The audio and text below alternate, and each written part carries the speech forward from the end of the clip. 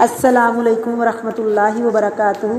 نحمدہ ونصلی علی رسولہ الکریم، اما بعد فاعوذ باللہ من الشیطان الرجیم، بسم اللہ الرحمن الرحیم۔ رب اشرح لی صدری ویسر لی امری واحلل عقدۃ من لسانی یفقہوا قولی، اللہم فقہنا فی الدین۔ آج ہم پڑھیں گے سورۃ الفاتحہ کی فضیلت۔ سورۃ الفاتحہ قرآن مجید کی سب سے پہلی سورت ہے جس کی احادیث میں بڑی فضیلت آئی ہے۔ فاتحہ کے معنی آغاز اور ابتدا کے ہیں، اس لیے اسے الفاتحہ یعنی فاتحۃ الکتاب کہا جاتا ہے۔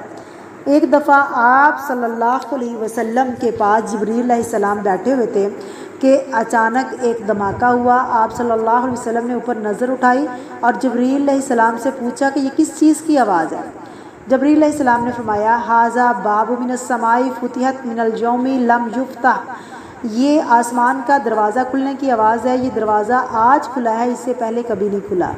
اس دروازے سے جو فرشتہ اترا ہے وہ پہلے کبھی نہیں اترا، آج ہی اللہ تعالیٰ نے اس کو اترنے کا حکم دیا ہے۔ اور اس فرشتے نے اتر کر آپ صلی اللہ علیہ وسلم کو سلام کہا اور کہا، اے اللہ تعالیٰ کے محبوب، دو نوروں اور دو روشنیوں کے ساتھ آپ کو خوشخبری دینے آیا ہوں۔ ایسے نور جو آج سے پہلے کسی نبی کو نہیں دیے گئے، وہ دو نور سورۃ الفاتحہ اور سورۃ البقرہ کی آخری آیات ہیں، آمن الرسول سے لے کر آخر تک۔ نبی کریم صلی اللہ علیہ وسلم نے فرمایا، سب سے بڑی کتاب تورات تھی کہ اٹھانا بھی مشکل تھی۔ میرے نبی نے فرمایا کہ اللہ تعالیٰ نے مجھے تورات کے بدلے میں سورۃ الفاتحہ عطا کی ہے۔ 7 آیات والی سورۃ الفاتحہ۔ فرمایا کہ انجیل کے بدلے میں مجھے اللہ تعالیٰ نے سورۃ مائدہ دے دی۔ اور حامیم سے 7 صورتیں شروع ہوتی ہیں، 24 پارے سے لے کر 28 تک۔ زبور کے بدلے فرمایا مجھے اللہ تعالیٰ نے حامیم عطا کر دی۔ باقی قرآن پاک کے ذریعے سے مجھے اللہ رب العزت نے عزت اور فضیلت عطا فرمائی ہے۔ سورۃ الفاتحہ قرآن پاک کا خلاصہ ہے۔ یہ ساری آسمانی کتابوں یعنی تمام کلاموں کا کلام قرآن پاک ہے۔ قرآن پاک کا خلاصہ سورۃ الفاتحہ ہے اور سورۃ الفاتحہ کا خلاصہ ایاک نعبد و ایاک نستعین ہے، یا اللہ صرف تیری بندگی اور صرف تیری عبادت کرتے ہیں۔ سورۃ الفاتحہ کی 10 باتیں۔ رسول اللہ صلی اللہ علیہ وسلم نے فرمایا، سورۃ الفاتحہ کے بغیر نماز نہیں ہوتی، نمبر 1۔ نمبر 2، رسول اللہ صلی اللہ علیہ وسلم نے فرمایا، یہ سورۃ الشفا ہے، اپنے آپ کو بھی اور اپنی اولاد کو بھی سورۃ الفاتحہ کا دم کریں، اس سے بڑھ کر کوئی نسخہ نہیں ہے۔ نمبر 3، یہ ام القرآن بھی ہے، سورۃ الفاتحہ قرآن مجید کی ماں کا درجہ ہے۔ نمبر 4، ام الکتاب بھی ہے، اس کو کتاب اللہ یعنی قرآن پاک کی ماں کا درجہ دیا گیا ہے۔ نمبر 5، سورۃ الفاتحہ کو نازل کر کے اللہ تعالیٰ نے اپنی مخلوق پر انعام کیا ہے۔ نمبر 6، سورۃ فاتحہ بے مثال نور ہے۔ نمبر 7، السبع المثانی یعنی 7 بار بار پڑھی جانے والی آیات۔ نمبر 8، القرآن العظیم قرآن عظیم ہے۔ نمبر 9، الرقیہ یعنی پڑھ کر دم کرنے والی صورت۔ نمبر 10، اس کا نام صلاۃ بھی ہے، جیسا کہ اللہ تعالیٰ نے فرمایا کہ قسمت الصلاۃ بینی و بین عبدی، اللہ تعالیٰ نے فرمایا کہ میں نے صلاۃ یعنی نماز کو اپنے اور اپنے بندے کے درمیان تقسیم کر دیا ہے۔ مراد کیا ہے؟ سورۃ فاتحہ۔ لا صلاۃ لمن لم یقرأ بفاتحۃ الکتاب، اس شخص کی نماز نہیں جس نے سورۃ فاتحہ نہیں پڑھی، فرض نماز ہو یا نفل، منفرد ہو یا امام کے پیچھے مقتدی نماز ادا کر رہا ہو، یعنی کسی قسم کی بھی نماز ہو، نماز جنازہ ہو یا کوئی اور نماز ہو، ہر نماز کے لیے سورۃ فاتحہ پڑھنا ضروری ہے، لازمی ہے، اس کے بغیر کوئی بھی نماز قبول نہیں ہے۔ رسول اللہ صلی اللہ علیہ وسلم نے اس کی عظمت بیان کرتے ہوئے فرمایا کہ جو صحیح بخاری کی مشہور حدیث ہے کہ جب صحابہ کرام رضی اللہ عنہم سلیم کے قبیلے میں پہنچے تو ایک عورت دوڑتی ہوئی آئی کہ ہمارے سردار کو کسی بچھو نے کاٹ لیا ہے، کیا آپ میں کوئی دم کر سکتا ہے؟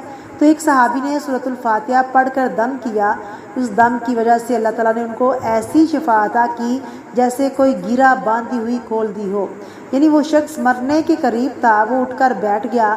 انہوں نے اس کے عوض 30 یا 40 بکریاں دی۔ صحابہ کرام نے کہا کہ ان بکریوں کو اس وقت تک ہم استعمال نہیں کریں گے جب تک اللہ تعالیٰ کے نبی کریم صلی اللہ علیہ وسلم سے اجازت نہ مل جائے۔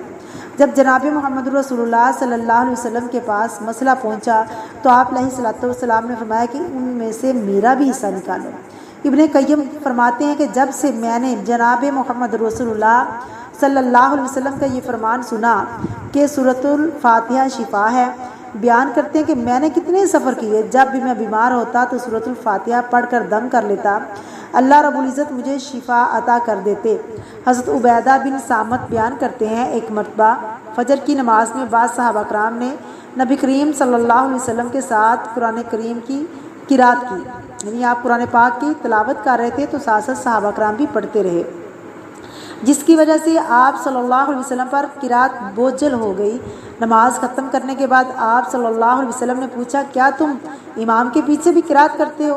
انہوں نے اس بات میں جواب دیا تو آپ صلی اللہ علیہ وسلم نے فرمایا لا تفعلوا الا بام القرآن فانه لا صلاۃ لمن لم یقرأ بها، تم ایسا مت کرو، یعنی ساتھ ساتھ مت پڑھو، البتہ سورۃ فاتحہ ضرور پڑھا کرو کیونکہ اس کے بغیر نماز نہیں ہوتی۔ فرمایا کہ جس نے بغیر فاتحہ کی نماز پڑھی اس کی نماز ناقص ہے، اس کی نماز قبول نہیں ہے۔ 3 مرتبہ آپ صلی اللہ علیہ وسلم نے یہ فرمایا۔ ابو ہریرہ رضی اللہ تعالیٰ عنہ سے عرض کیا کہ اگر امام کے پیچھے بھی ہم نماز پڑھتے ہیں تو اس وقت ہم کیا کریں؟ حضرت ابو ہریرہ نے فرمایا اقرا بہا فی نفسک، امام کے پیچھے تم سورۃ فاتحہ اپنے دل میں پڑھو۔ یہ ایک ایسی خوبصورت اور مبارک صورت ہے جو اللہ تعالیٰ اور اس کی مخلوق کے درمیان مکالمے کی خوبصورت جواہر ہیں، موتی ہیں۔ انسان کہتا ہے الحمدللہ رب العالمین تو اللہ تعالیٰ فرماتا ہے کہ میرے بندے نے میری حمد بیان کی ہے۔ جب مومن بندہ کہتا ہے الرحمن الرحیم، اللہ تعالیٰ کہتے ہیں فرماتے ہیں کہ میرے بندے نے میری تعریف کی ہے۔ جب بندہ کہتا ہے مالک یوم الدین تو اللہ تعالیٰ فرماتے ہیں کہ میرے بندے نے میری بزرگی بیان کی ہے۔ جب بندہ مومن کہتا ہے کہ ایاک نعبد و ایاک نستعین تو اللہ رب العزت فرماتے ہیں ھذا بینی و بینی عبدی، یہ میرے اور میرے بندے کے درمیان ہے، جو کچھ میرا بندہ مانگے گا میں اسے عطا کروں گا، شرط یہ کہ یقین کے ساتھ مانگے اور عقیدہ توحید والا لے کر مانگے۔ تو اللہ تعالیٰ کے ساتھ ہم کلام ہونے کا ایک خوبصورت ذریعہ ہے۔